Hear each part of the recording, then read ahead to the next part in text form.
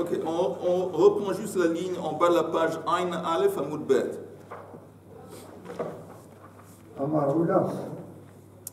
Ain Aleph Amoud Bet, en bas de la page.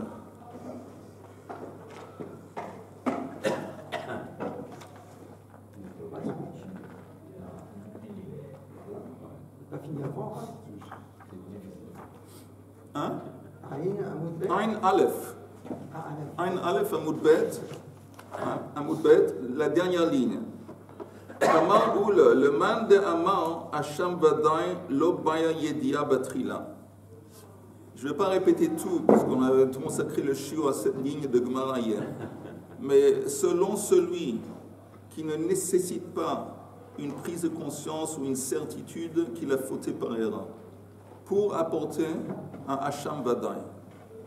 Ça, c'est l'opinion de Rabbi Tarfon. Lui, Rabbi Tarfon, il dit que normalement, quand on est en doute si oui ou non on a fauté, on apporte Hacham Taloui. Et lui, il dit comme le Hacham Vadaï et le Hacham Taloui, ça consiste la même offrande, la même espèce d'animal. Tu apportes un Hacham Vadaï, donc tu es comme si c'était un Hacham Vadaï, et en plus tu apportes le remboursement que tu es censé de payer. Et tu fais une espèce de condition, une déclaration. Et tu dis que si... Oui, si en fin de compte j'ai vraiment fauté, alors ce korban c'est un korban Hacham Vadaï, et l'argent c'est ce que je suis obligé de rembourser. Et si je n'ai pas fauté, alors c'est un Hacham Taloui. C'est un Hacham Taloui, et l'argent c'est une donation. Ça c'est la Shita. Alors donc on dit ici, on parle de Rabbi Tarfon. Rabbi Kiv dit non, tu apportes un Hacham Taloui, et une fois que tu sais que tu t'as vraiment fauté, tu apportes un nouveau Hacham Vadaï et l'argent. Amaoul, selon celui qui dit, c'est Rabbi Tarfon, de Ama Hacham Vadaï ne nécessite pas une certitude, une prise de conscience. Hacham Vadaï lo ba yedia batrila. Ah, si c'est comme ça, en haut de la page suivante, Baal chamesh beilot beshifra charufa eino chayav ela achat. Si quelqu'un avait couché à 5 reprises avec une femme, une servante, Goya, Shifra Charoufa, qui était promise en mariage à un esclave juif, ce n'est pas un mariage à fond, ce n'est pas vraiment un mariage parce qu'elle est esclave. Il y a une marloque s'il est libéré à fond ou pas, quoi que ce soit. C'est un interdit de la Torah, il ne peut pas faire ça. Mais en attendant, s'il allait coucher avec une femme fiancée à quelqu'un, c'est la mise à mort. Mais comme ici on ne parle pas d'un vrai mariage, alors il apporte, je pense qu'ici fait ça, le mézid, il reçoit des coups, comme on reçoit quand on transgresse. Pourquoi il n'aurait pas le droit de prendre une... Non, parce qu'on parle d'une femme qui a été promise à quelqu'un d'autre. Un juif. Elle était fiancée. Un juif ou un non-juif? Elle a été promise à un juif qui était lui-même un servant, un Eved. Un serviteur. Oui, un serviteur. Alors, dans ce cas, il reçoit des coups si c'est volontairement, Mezid, il apporte aussi un korban. Mais s'il le fait Shogeg, alors il apporte un korban et puis... on y amène une femme. C'est pourquoi? Pour l'admirer comme ça ou quoi? Il y a quelque chose que je n'ai pas compris. Excusez-moi. Moi, je n'ai pas compris ce que toi... Non, mais... Attends. Il y a des esclaves, parmi les esclaves des femmes et des hommes. Et ça, c'est, disons, Eved Knani. Oui. Eved Knani, c'est la propriété du maître. C'est pas un Eved... Eved Knani, on parle maintenant. Et à part ça, il y a aussi le concept de Eved Ivri. Bon, Eved Ivri, on a... Alors, j'ai dit, si on a une femme qui est Shifra Knanit, disons elle est à moitié libérée ou pas libérée, ça dépend d'une marque. Elle est promise en mariage à un juif qui était Eved dans la même maison du maître, un juif qui est Eved Ivri. Oui. Et il y a quelqu'un d'autre qui vient et qui couche avec cette femme. C'est interdit dans la Torah, c'est un des interdits dans la Torah. On lui a donné, on lui a proposé, non. Il y a deux hommes. Oui, Celui qui est fiancé avec elle, oui. et l'autre qui est en contact avec sa femme qui était... Voilà. Il y a cette femme, Shifra Knanit, elle a été promise à un juif, Eved Ivri, et un autre juif qui vient et couche avec elle. Comme ça. Comme ça. Ben oui. T'as compris le scénario? 5 fois comme ça, 5 fois. Et après, il a fait ça 5 reprises. Alors, on dit, selon ça, s'il avait entre les 5 fois, il avait un rappel, il avait une prise de conscience, théoriquement, c'est difficile à concevoir, il est néanmoins, il n'est pas obligé, cette prise de conscience qu'il a eue n'a pas la force de lui obliger à apporter une offrande. Ok? C'est pas comme un korban khatat. Je répète, un korban khatat, si on a une faute si tu l'as fait par erreur et tu sais que tu l'as fait par erreur, tu apportes un korban khatat. Si tu t'es rappelé que tu as transgressé par erreur, le rappel lui-même, si ça se déroule entre les fautes, ça engendre un korban. Alors ce rappel, il est équivalent en quelque sorte à un korban, donc ça va séparer entre les transgressions et ça va lui obliger d'apporter plusieurs offrandes. Tandis, comme ici on parle d'un hacham, il doit apporter un hacham vadaï, si par erreur il a couché avec cette femme. Mais comme on a...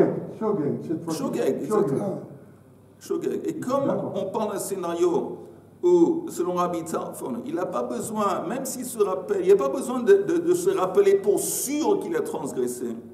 Ça veut dire que le rappel, il est faible. La prise de conscience, elle n'est pas tellement importante, parce que la preuve, le type, il apporte un korban hacham vadaï, même sans savoir pour sûr qu'il a fauté. Selon Rabbi Tarfon, tu apportes un korban hacham vadaï, même sans te rappeler ou être conscient du fait que tu as fauté et tu as fait une erreur. Ça veut dire que savoir que tu as fait une erreur, te rappeler que tu as fait une erreur, c'est pas tellement important la preuve, ça ne va pas engendrer l'obligation d'un korban. Donc, il dit ici, ça n'a pas la force de séparer entre les transgressions. Et il a eu, disons, plusieurs rappels entre chaque fois qu'il a couché avec cette femme, à 5 reprises, il y a eu un rappel. Ça ne fait rien, ça reste une offrande.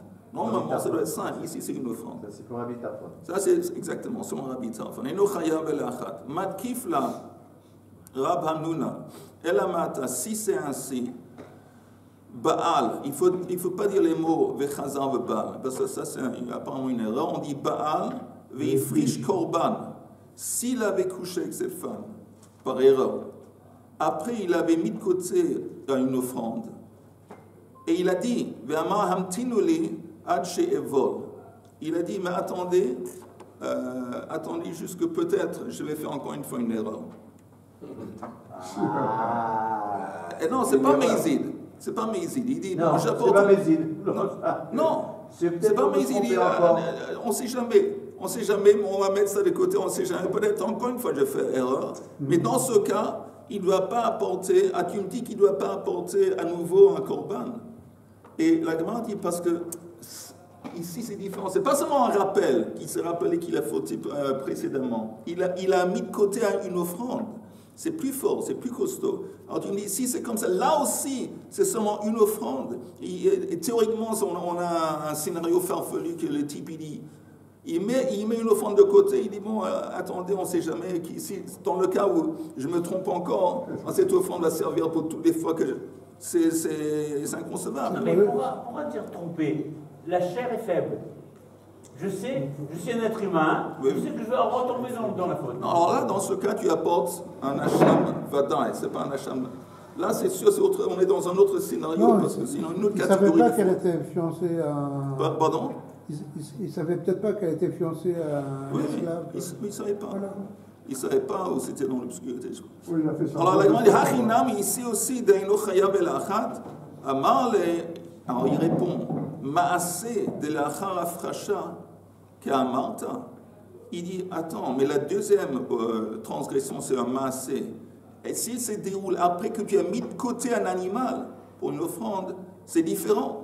Maaseh de l'Achar Afrasha, Lokamina. Moi, ce que j'ai dit, que selon Rabbi Tarfon, les rappels en eux-mêmes n'ont pas la force de différencier entre les transgressions. C'est seulement quand il y a eu un rappel tout court. Mais si tu as un rappel qui a été suivi par le fait qu'il a mis de côté un animal, alors là, c'est déjà plus substantiel, c'est plus puissant. Et ça arrive à séparer entre les transgressions, il est obligé d'apporter une offrande différente pour chaque transgression. C'est ce qu'il dit.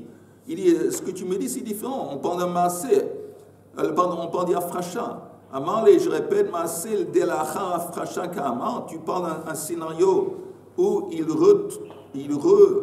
transgresse après qu'il a mis de côté un animal. Maasé delacha afracha lo ka'amine. Je ne parlais pas de ça. Qui a rabdimi amar, le man de amar hacham vadai bai betrila, yedia betrila. Maintenant, on parle de Rabbi Akiva. On met de côté Rabbi Tarfon, on parle de Rabbi Akiva. Lui, Rabbi Akiva, lui, il dit que tu peux seulement apporter un hacham vadai si tu as eu une yedia, une prise de conscience auparavant. Alors, il dit, lui, il dit, selon Rabbi Akiva, ça veut dire que la pensée, la reconnaissance, la prise de conscience, elle est forte. Elle a de la quoi, comment on dit? La force. Oui, elle a de la force. La preuve que ça engendre un korban vadai, yesham vadai, et ça va se séparer. Donc il dit, selon lui, selon Rabbi Akiva maintenant, amar le man de amar hacham vadai bai, ça nécessite yedia batrila.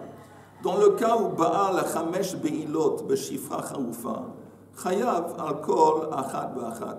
Dans le même cas de figure où il a à 5 reprises couché avec cette Shifra Charoufa par erreur, et à chaque fois il y a eu une prise de conscience, ça laisse entendre qu'il va apporter 5 offrandes. Parce que selon Rabbi Akiva, la prise de conscience, elle est costaud. Comment je sais qu'elle est costaud? Parce que ça l'oblige à apporter une offrande. Ça sépare. Selon Rabbi Tarfon, par contre, il dit que tu peux apporter un hacham vadai même sans savoir pour sûr que tu as fauté. Donc ce n'est pas assez fort cette prise de conscience pour séparer. Amar le abaya, harei chatat. Regardons le cas de chatat. C'est une faute où au lieu d'apporter un hacham, on apporte un chatat. Maintenant, en parenthèse, la plupart des... presque chaque transgression qui impose une punition de karet, si tu le fais par erreur, tu apportes un korban khatat. Ça, c'est la règle générale. Tandis que hacham vadai, c'est seulement dans 4 ou 5 cas qu'il y a un hacham vadai, y compris le shifra charoufa. Mais il dit comme ça, il dit quand on parle d'une faute pour laquelle on apporte un korban khatat si on transgresse par erreur. Là, on voit très bien que pour t'obliger à apporter un korban khatat, il y a une nécessité qu'auparavant, tu as une prise de conscience. Tu sais que tu as transgressé par erreur. Si tu ne sais pas que tu as transgressé par erreur, tu n'es pas sous l'obligation d'apporter un korban khatat. Et néanmoins, même si tu sais, c'est une marloquette. Ou pligé Rabbi Yochanan et Rabbi Shimon ben Lakish. Toi, tu me dis que c'est évident que si, selon Rabbi Akiva, qui dit que si tu as besoin d'une prise de conscience pour Hacham, ça veut dire que la prise de conscience automatiquement c'est costaud et ça sépare. Je t'apporte le cas du khatat. Dans le cas du khatat, en dépit du fait que si tu as une prise de conscience, ça apporte, tu es obligé d'apporter un khatat. Et néanmoins, il y a Rabbi Rish Lakish, Machlok et Rish Lakish, Rabbi Yochanan et Rish Lakish, ça ne va pas se séparer entre les transgressions. Et il faut juste préciser que Rabbi Yochanan et Rish Lakish, ils parlaient surtout de prise de conscience qui se déroulait après coup. Mais quoi que ce soit, on voit que même une prise de conscience qui engendre une obligation d'apporter un korban, selon Rish Lakish, cette prise de conscience en soi-même, ce n'est pas suffisant pour séparer entre les transgressions. Donc c'est une kushia. Et Ishtik, il s'est tu, il a rien dit. Après, Amarle, Dilma, Bemaase, de la Afrasha Ka'amarta. Il répète encore une fois, tu sais quoi, peut-être, quand il a dit ce qu'il a dit, que selon Rabbi Akiva, tu dois apporter une offrande pour chaque transgression, chaque fois qu'il a couché, par exemple, avec cette femme, par erreur, c'est seulement quand on parle d'une afracha, que la prise de conscience a été suivie par une afracha, il a mis de côté un animal. Vekede Rav Hanouna, voilà. Amar le'in, voilà, non, ça a raison, on parle de ça. On a presque fini cette petite sugia. Qui a Ravin, quand Ravin a débarqué, il a enseigné l'enseignement suivant. Amar hakol modim, b'shifra chaoufa. Tout le monde est d'accord avec le cas de la servante Shifra chaoufa. Il y a quelqu'un couché avec. Ve'akol modim, b'shifra chaoufa. Et tout le monde est d'accord avec le cas. C'est répété, on va voir pourquoi. Et ou machloket, b'shifra chaoufa. Et il y a une machloket en ce qui concerne Shifra chaoufa. Maintenant, la Gemara va expliquer. Hakol modim b'shifra chaoufa deino chayav ela achat, que de Oula. Oula avait dit que selon l'optique de Rabbi Tarfon, même s'il y a eu des rappels entre les fois qu'il a couché avec ses femmes par erreur, ça ne va pas séparer les transgressions, et donc en fin de compte il apporte seulement une offrande. Donc ça, quand tout le monde est d'accord, c'est avec, selon l'optique de Rabbi Tarfon, tout le monde serait d'accord, une offrande. Que Rav Hanouna, ça c'est Rav Hanouna qui a cité selon Rabbi Akiva, si je ne me trompe pas. Oui, pardon, même pas Rabbi Akiva. Si on parle d'un cas de figure, non, c'est même chose là, Rabbi Tarfon.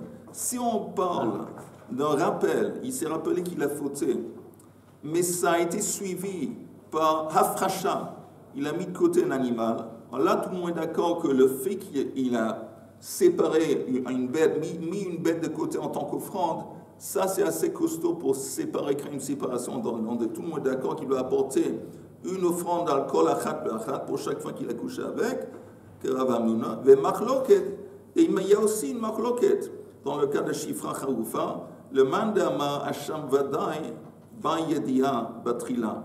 Alors selon Rabbi Akiva, que lui il dit que dans le cas de Shifra chaoufa, dans le cas de l'offrande de Hasham Vadai, on doit avoir une prise de connaissance, il doit savoir qu'il a fauté pour sûr, pour pouvoir apporter un Hasham Vadai.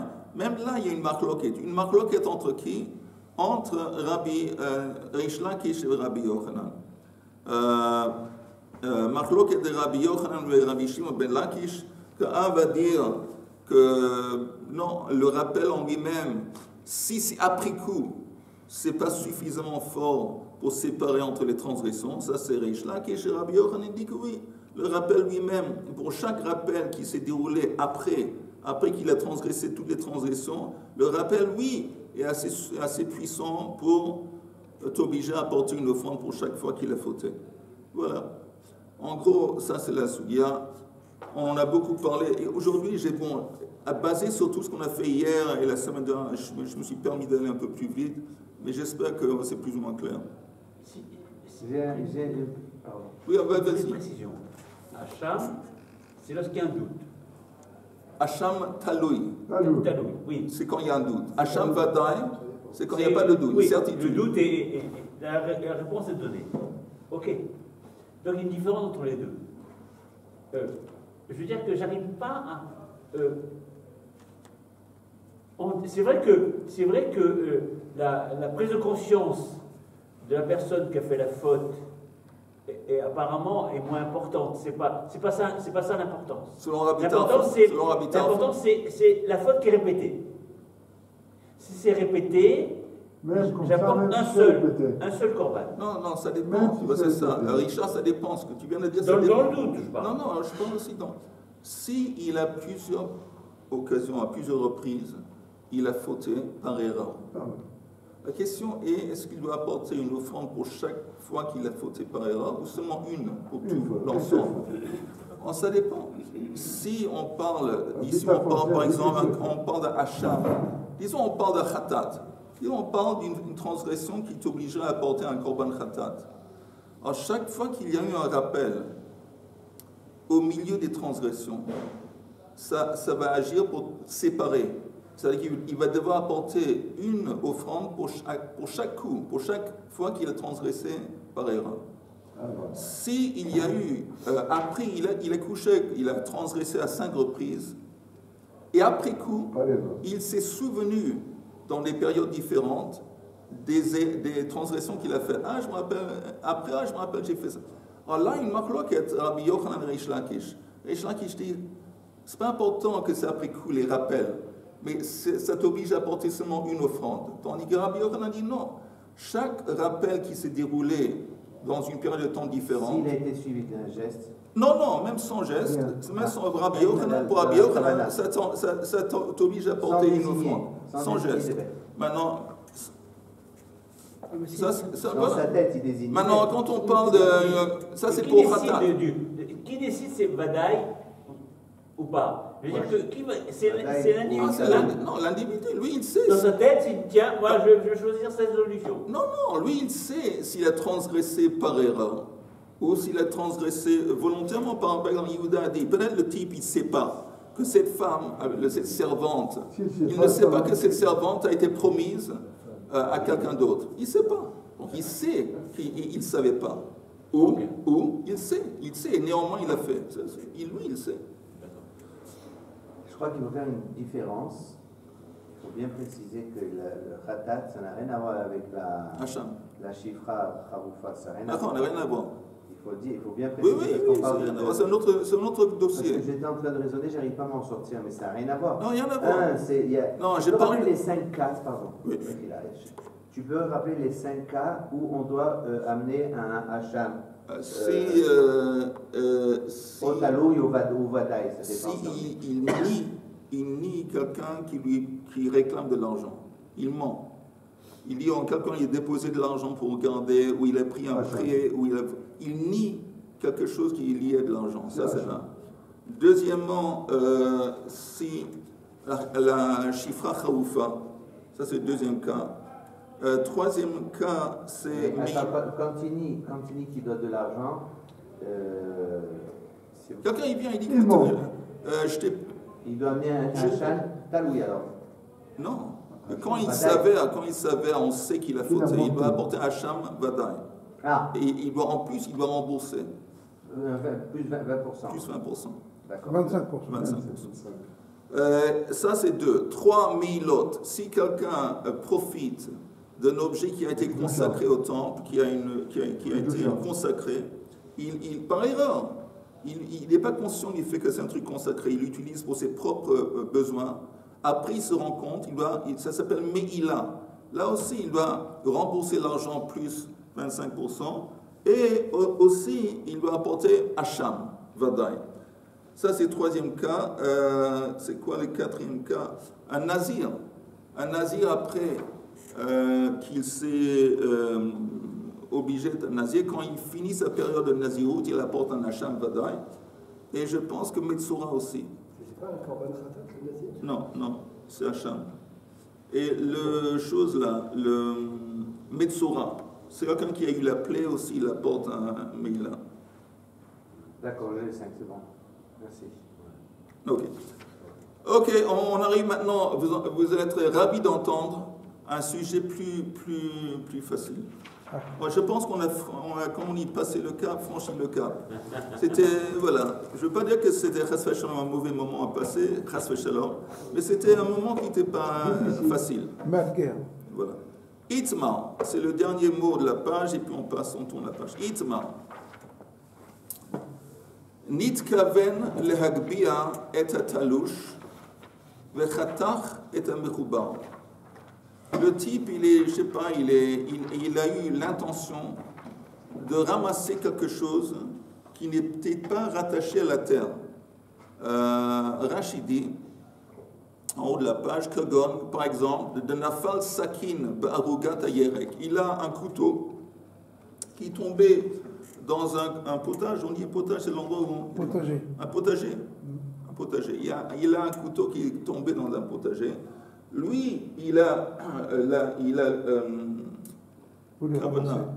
l'intention de ramasser son couteau, mais au lieu de ça, il a fait une erreur. Il a déraciné un légume. Ça, c'est Shabbat. Shabbat. Ça, c'est Rachidi. je répète, que Gond Nafal Sakin Barugat Ayerek, Nitkaven Hagbio. Alors, qu'est-ce qui se passe? Ça, c'est Nitkaven Hagbia Talouche, je retourne à la Gemara, Vechatach et Amichuba. Dans ce cas, Patour. Il est Patour, il ne doit pas apporter une offrande.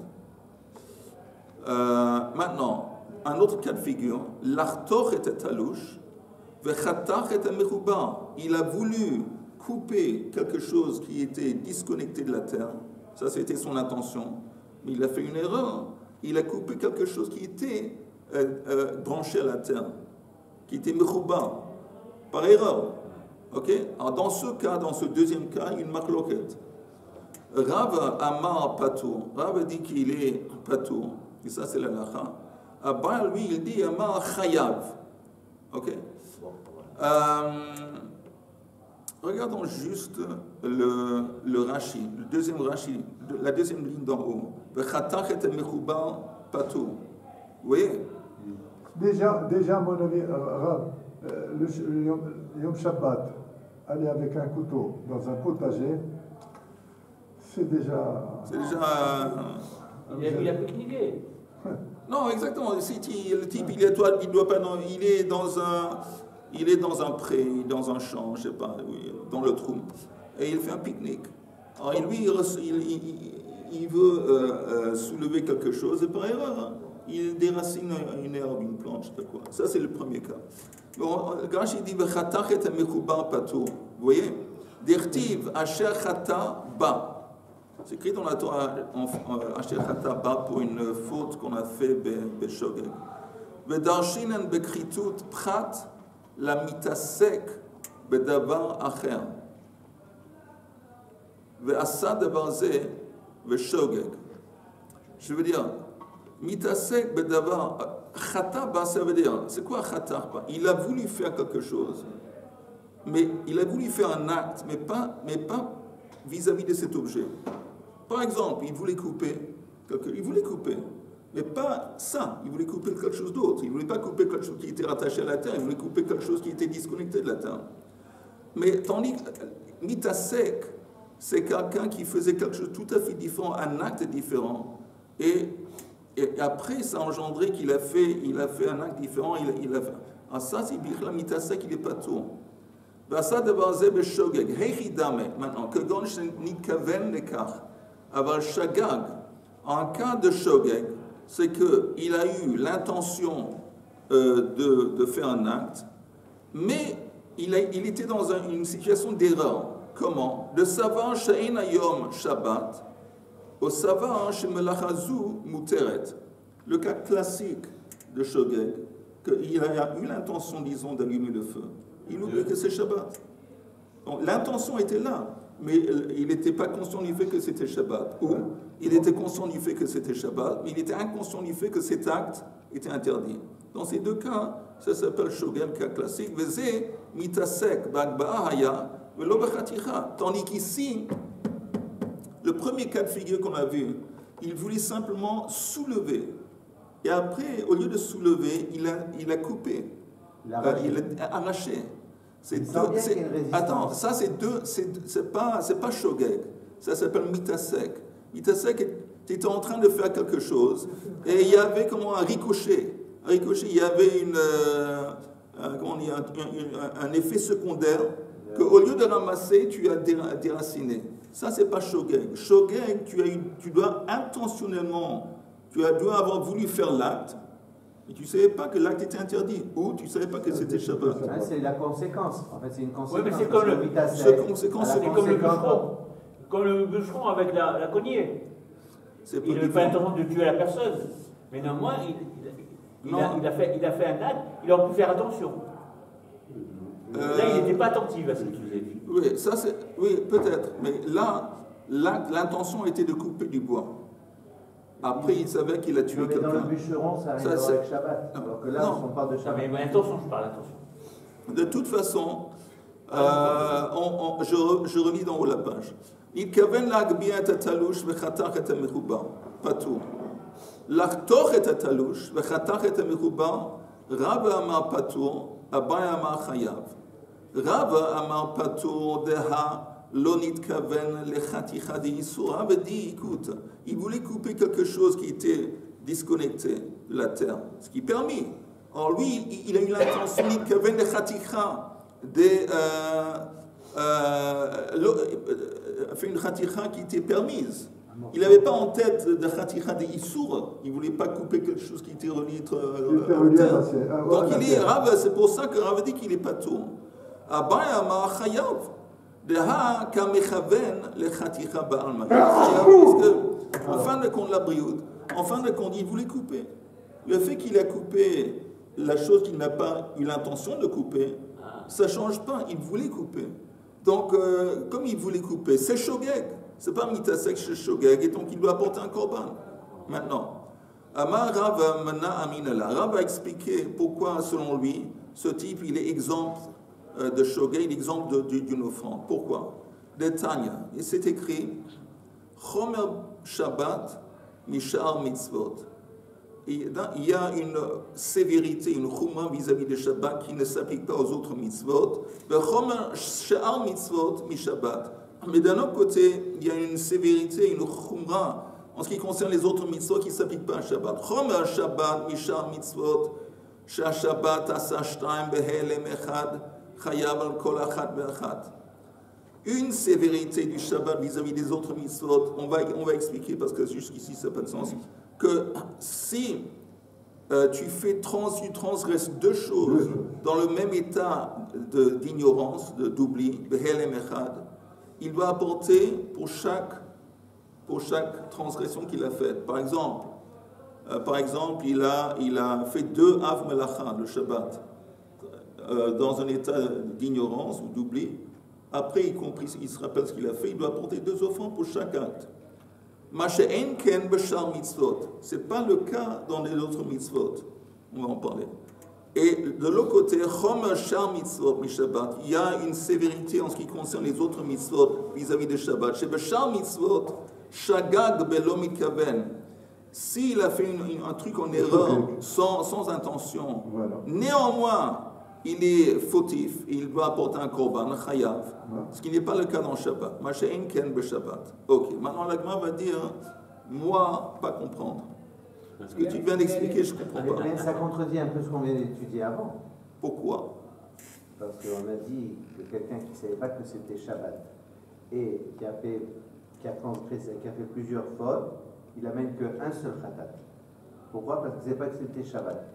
Et malgré qu'il sait qu'est-ce que c'est les mitzvot, il sait que c'est pas Shabbat, malgré qu'il a fait plusieurs avérotes, il n'amène qu'un seul.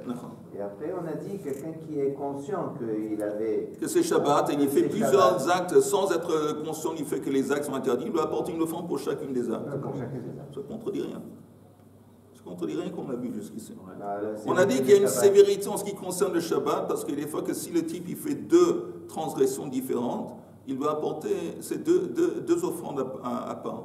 Ce qui n'est pas le cas avec d'autres. Si on l'a mis au courant. Oui, ça laisse entendre qu'il sait que c'est Shabbat. Ça laisse entendre qu'il sait que c'est Shabbat, mais il était inconscient du fait que ces 2 actes étaient interdits.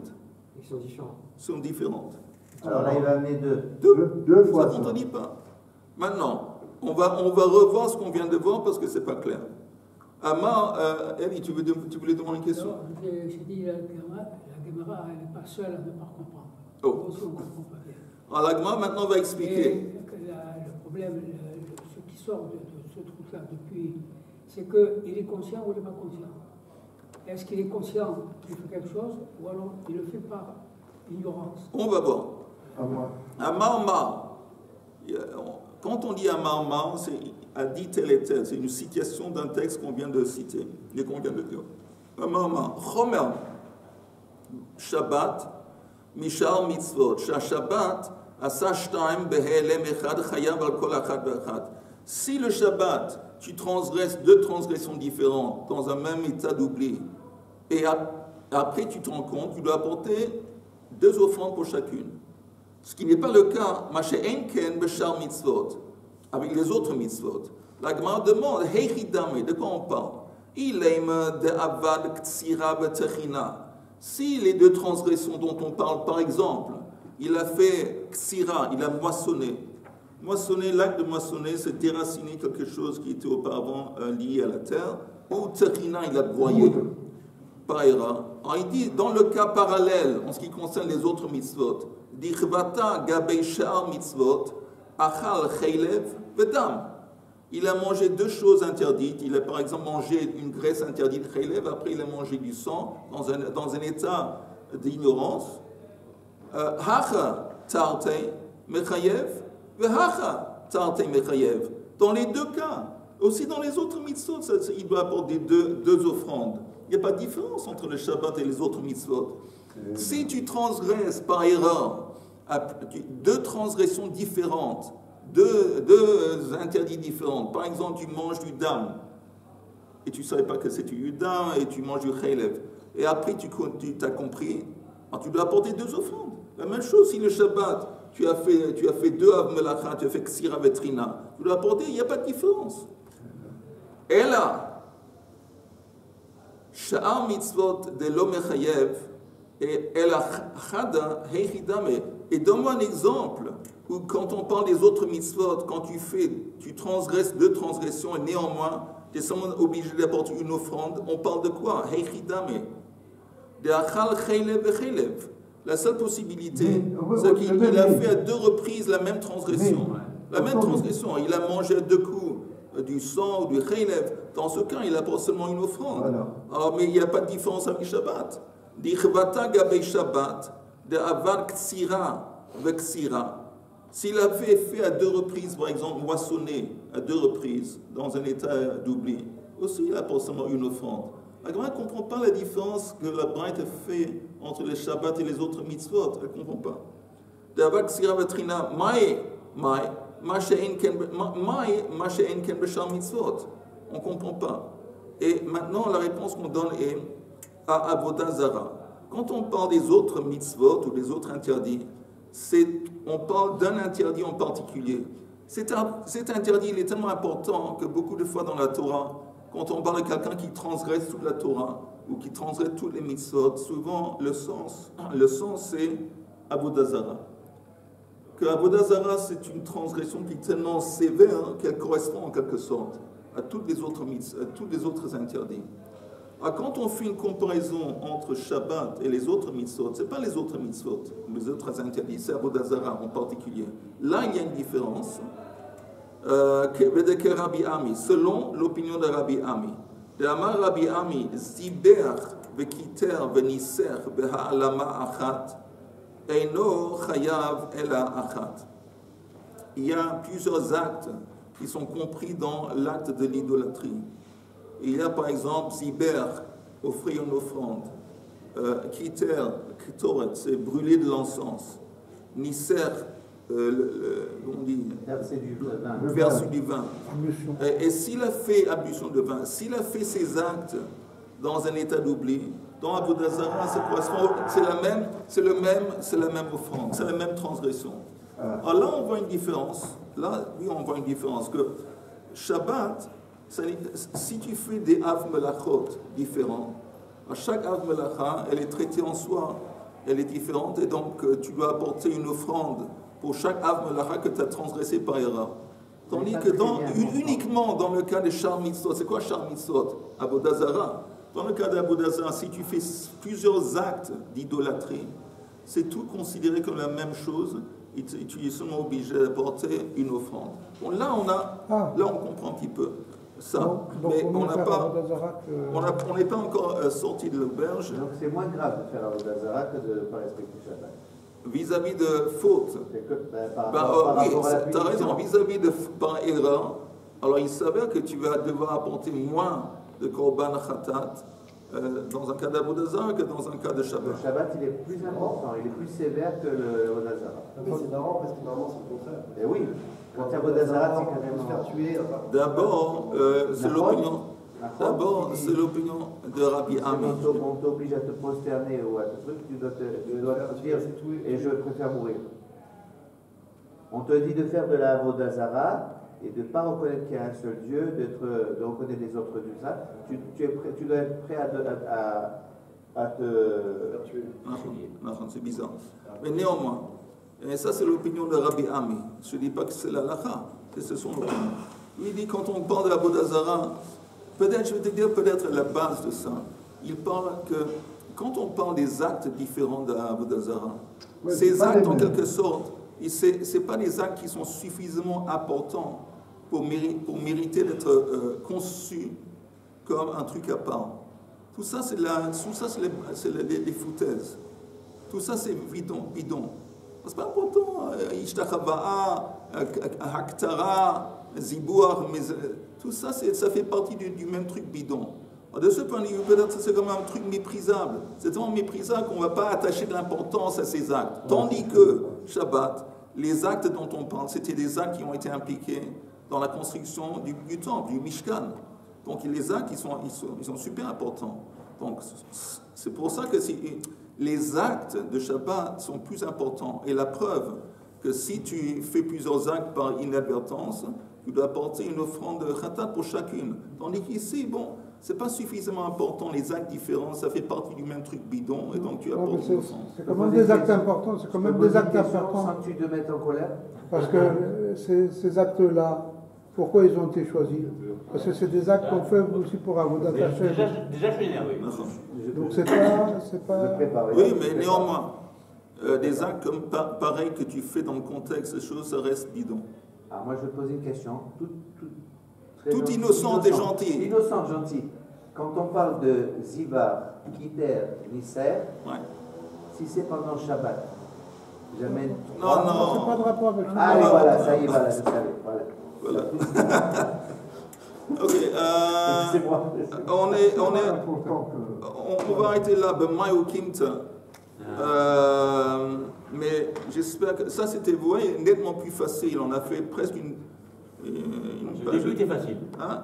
Oui, jusqu'ici, mais on va devoir juste se rappeler de ça après le Shabbat, le Machlokat entre Rav et Abaya. Et je vous dis que c'est beaucoup plus facile que ce qu'on a vu la semaine précédente. On est confiant. C'est quoi Bema ou Kim? De quoi on parle?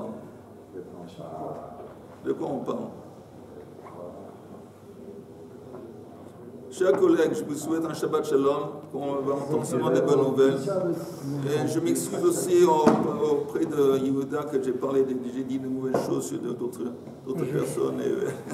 Les Hashem qu'on puisse voir les Khatoukim dehors. Amen, amen. Le Melech HaMashiach.